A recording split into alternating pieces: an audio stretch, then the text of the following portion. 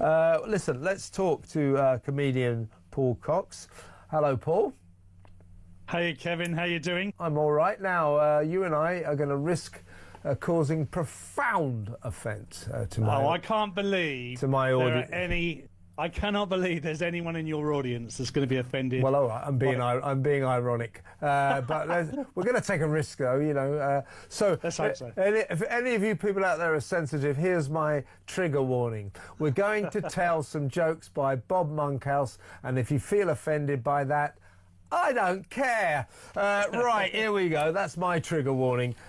So, I mean, first of all, Paul, before we run through some of his jokes, your thoughts on this, because these jokes, they are not of their time. They're actually timeless, and they're not offensive. They're a bit cheeky. They're not offensive.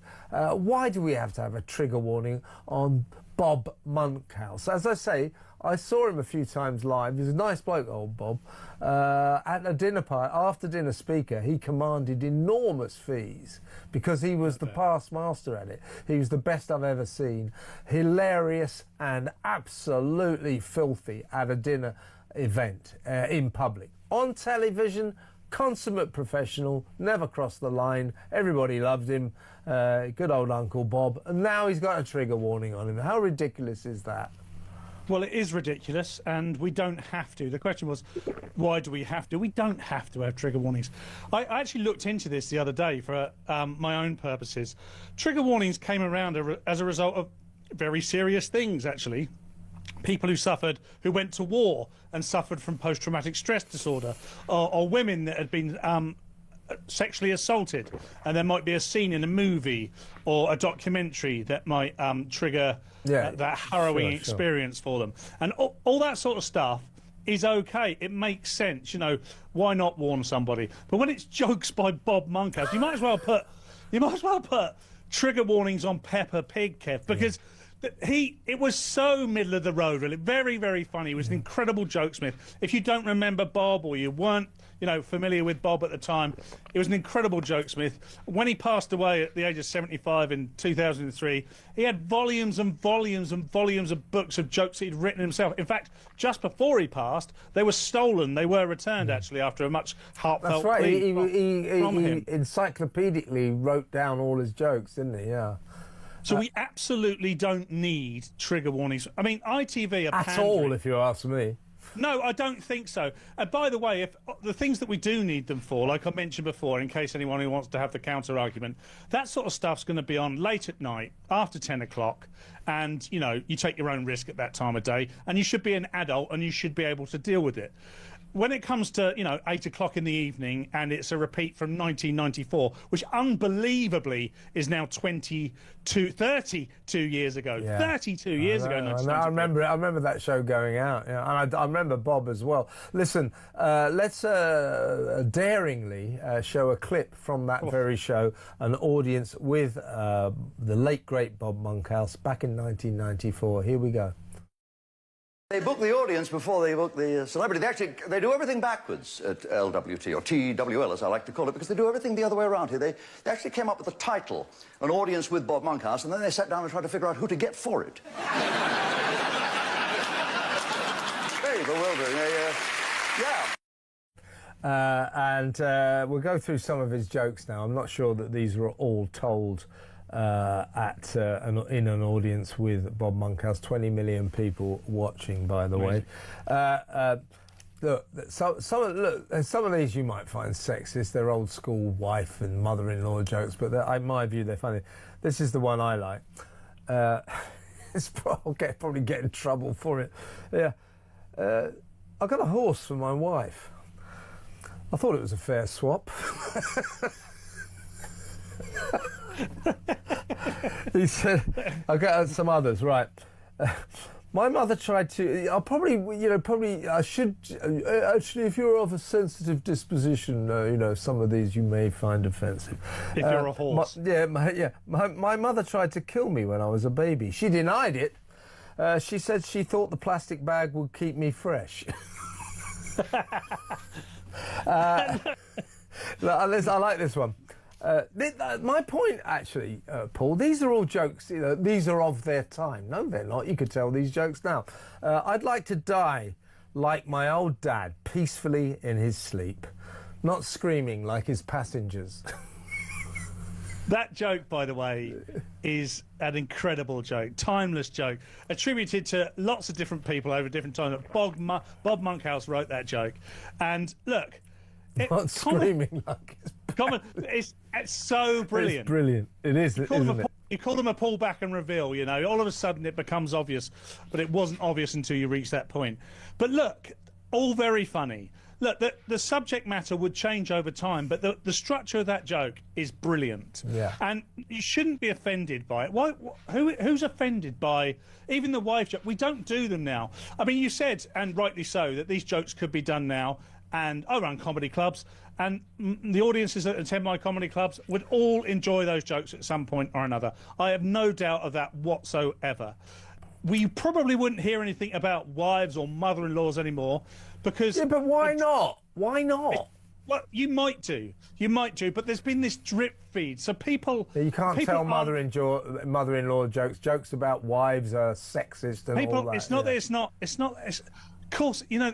But we are ist in another way, right?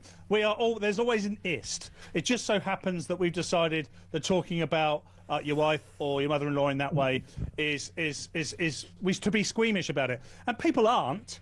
They're just told that they should be, so that when they're in public, they behave as if they are to conform with the narrative view. It's like this kind of Fabian-esque, you know. Yeah. You know about the Fabians, the way that they just drip feed in things over years, and all of a sudden, before we know it, it's just accepted that you can't do these things. Yeah, another. You see, this is the kind of joke. These are not offensive. These are clever jokes. When the inventor of the drawing board messed things up, what did he go back to? And she's great. I like this one as well. I can still enjoy sex at 74. I live at 75, so it's no distance.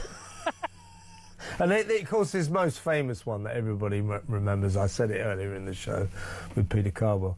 They all laughed when I said I was going to be a comedian. They're not laughing now. It's good stuff, isn't it? And you're right. He took it very seriously, and he meticulously wrote them all down.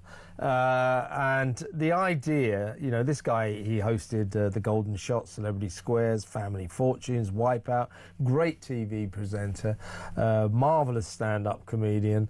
And I just think it's kind of sad now that these po-faced woke idiots put a trigger warning. Be careful, you might find that, you know, are these jokes of their time? My wife said, can my mother come down for the weekend? So I said, why? And she said, well, she's been up on the roof for 2 weeks already. You know, I mean, is that sexist?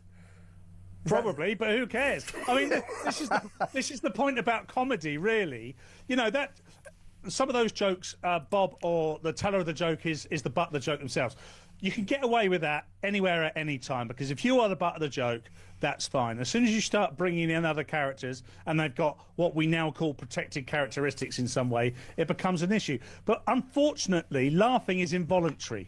So as you tell those jokes, there will be people listening to this that perhaps have moved on with their views and don't like the whole, oh, mother-in-law, my wife's a fat woman type stuff. Yeah. But they are laughing anyway because the joke is written so well. The craft in there is amazing. There is no word that is unneeded. Yeah, no, brilliant. They are brilliant jokes. We've got another one here. Oh, yeah, this is quite fun. You see, there's nothing offensive about this, by the way. My audience always leave the theatre happy. We give them their money back. And there was do you remember Jeremy Beadle? Of course, yeah. You know, what was his show? That thing about Beadle's About was a Watch Out Beadle's About. Yeah. If you knew Jeremy Beadle, it was a very good name for that show. He wasn't perhaps the most popular man in showbiz.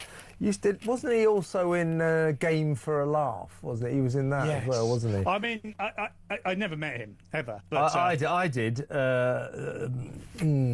He's not with us anymore. He was not a popular man, but he was in the audience of an audience with Bob Monkhouse, and at a certain point in the show, all the celebrities got the opportunity to ask him questions, so they're firing questions at him. So Jeremy Beadle's question to Bob Monkhouse was, is there anyone here today, Bob, that you wish wasn't here? So Bob Monkhouse went, well, Jeremy, by a curious coincidence, and so on and so forth. But I just think it's sort of sad. I don't think that most of these jokes are not of their time. I think they're timeless. I mean, if we can't tell jokes about wives and mother-in-laws, what's the world come to? But these jokes mostly aren't about wives and mother-in-laws. No, they're not. It's sad, isn't it? It is also, who's it for? Really, who's it for? I've never met anyone who's offended particularly by that sort of joking. Not really. People aren't offended by it. It might not be to their taste, and they might find it unfunny as a result. But the fact that nobody can then turn around and say, I don't believe anyway, well, you can't watch it because I don't like it. Because that's the underlying element. The undermining element of this is that it's people telling people A, what they should be offended by, and B, what they should find funny. And that's not how it works. Yeah, it's all right, involuntary. Yeah. It's all involuntary. Yeah, I mean, one man's hilarious joke is another man's tremendously offensive And joke. I guess if you were ITV, you could argue, well, that's why we put the trigger warning on, because we're allowing people to watch it, but we don't want them to be offended. But really, it's ITVX. It's only old people like me and you, Kevin, that are watching it anyway. Yeah. No one else is watching it, and we're not old people. You speak for yourself. I'm only 27. I've had a hard life, though. You know. But seriously, it's absolute nonsense that we have to put trigger warnings on this. My producer Dean was telling me earlier that because he's a saddo who sits around watching UK Gold and things like that, and he was watching endless reruns of Only Fools and Horses, which now have copious trigger warnings all over them. Be careful, you may find the show offensive. It is of its time. And do you know what I don't like about it? You know what I don't like about that form of wokery? It's this sort of supposition that we now are the most marvellous generation who ever lived. We're better than those Neanderthals in the past. You know, and that's not really true, is it? No, demonstrably untrue by the fact that people keep going back and watching Only Fools and Horses, which I'm a huge favourite. I mean, Dean, I know Dean. He's a younger man than I am. Not that much, I wouldn't say. Well, he's a better looking man than I am, Kevin. I'll give him that. I'll go with that. Yeah. Although with you two, comparing you for looks, that's a bit like saying which disease would you prefer to die from, you know. This programme should come with a trigger warning now. No, this is unfair. You're right about that. But it's demonstrably untrue. People keep going back and watching these programmes. That's why Dean does. It's all available. Everything's available to us, and we can choose to watch what's on now. But no one wants to watch sanitised comedy. Yeah, no, exactly right. And by the way, on this offence score, I think we might have mentioned this the other day, but Ricky Gervais, who's no stranger to the odd risky joke himself, makes this brilliant point. I think it's one of the best points I've ever heard. Just because you're offended, it doesn't mean you're right. Absolutely. And that sort of sums it all up, really. It is this is what this is all about. This is the veneration of the offended, the deification of those who are offended. And we need to tell them, put up, shut up, no trigger warnings. If you're offended, hey, get used to it, learn to live with it. You know what I mean? Well, exactly. I mean, this is a tumultuous world right now, Kevin. You and I get to talk about politics as well as comedy, and the idea that a whole bunch of people that are offended by Bob Monkhouse could defend these aisles does worry me somewhat. It worries me not because they can't, it's because we might be asked to, because we wouldn't be so offended by the idea. And I don't want to go to war, my knees playing up and everything. I don't want any of that. But look, we just don't need it. Let adults be adults. I was tuning in before I was on air, and you were talking about the nanny state. Yeah. And this is more nanny state. Yeah, it is. That's exactly what it is. It's nannyism within the nanny state. Shall I? Let's. So, Ricky Gervais I saw him the other day. He was asked, what's your favourite joke of all time? He said, oh yeah, I know what it is. I'll tell it. Why does Noddy wear a pointed hat with a bell on the top? I don't know. Because he's a... And I'm not going to finish that joke. Do you know what? I thought you were going to. You can fill in the words yourself.